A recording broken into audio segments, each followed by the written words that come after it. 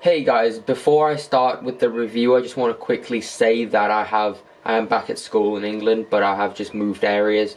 I used to be like right there. Now I'm here. There's just that. I just wanted to let you know in case for no reason. Anyway, let's begin with the review.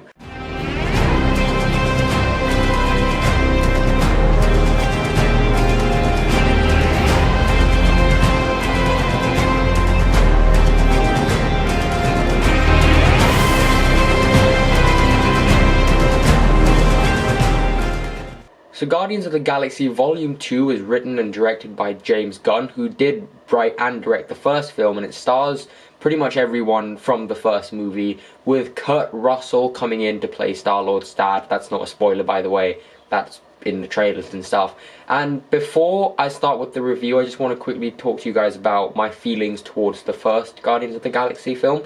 Now, I enjoy it. I think it's a good film. I think it has a lot of enjoyable moments to it.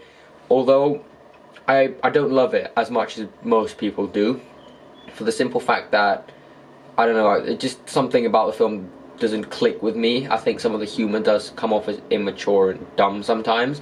I know some people love it, and some people say it's like the best MCU film. I think that's complete bollocks. I don't love the first film, but I do enjoy it. I don't want you guys to like think that I hate it, because just because I say I don't love it doesn't mean I hate the film. I do enjoy the first film. But because of that, when I went into this film, I didn't expect a whole lot. And I was excited to see Kurt Russell, I was excited to see the Guardians back together and what they would do with the story. And because, you know, the trailers didn't say too much about what the story was about, and so I'm not going to say too much about what the story is about. But essentially, the Guardians are sort of back again, and they come across Kurt Russell, who plays Star-Lord's Peter Quill's dad. And so they go on a bit of an adventure, and separate characters have separate storylines connecting to each other, but essentially it is pretty much similar to the first one. But even though I didn't expect much, I still have to say that Guardians of the Galaxy Volume 2, for me, not for people who love the first film, just for me who didn't absolutely, love the first film, it was pretty underwhelming.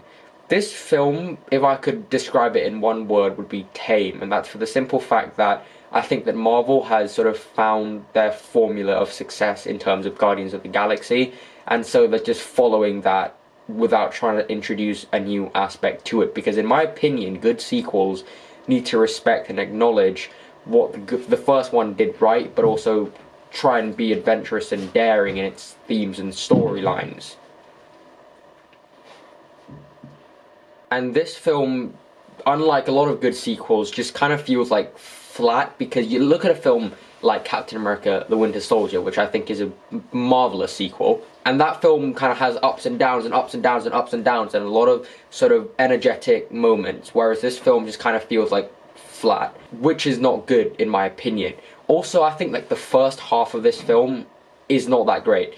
It's pretty much like they filmed these two films, Volume 1 and Volume 2, back to back, and they just decided to release the films 2 years, 3 years apart, because it feels that similar.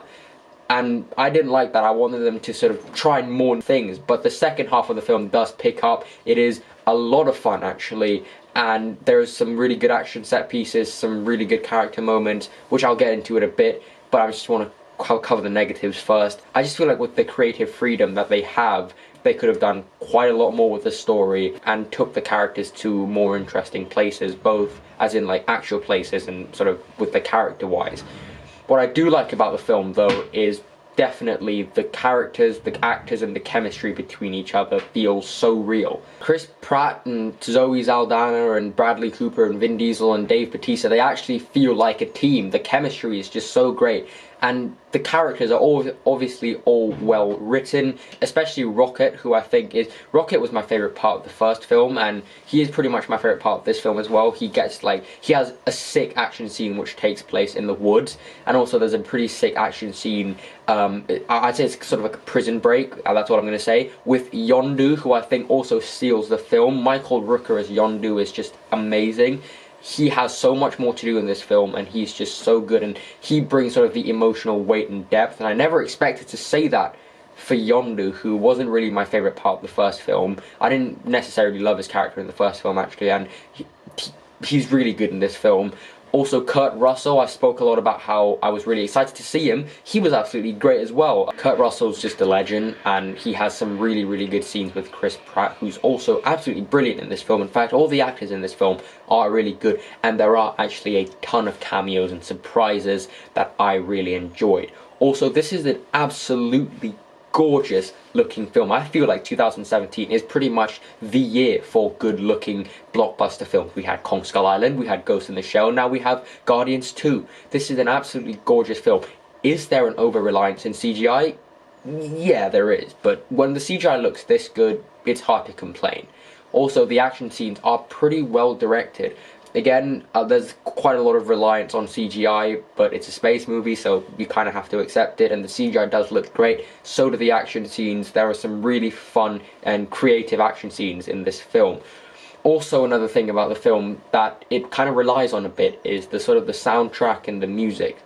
Now, I understand and appreciate that some directors craft their scenes around the music. Tarantino does it all the time, but I just feel like there is a limit to that, and this film exceeded it a little bit too much. I think that there were too many scenes that were crafted around the music, because some scenes that had music and songs, you could definitely say that they wouldn't be the same without the music and the songs, and so that was a bit too much for me.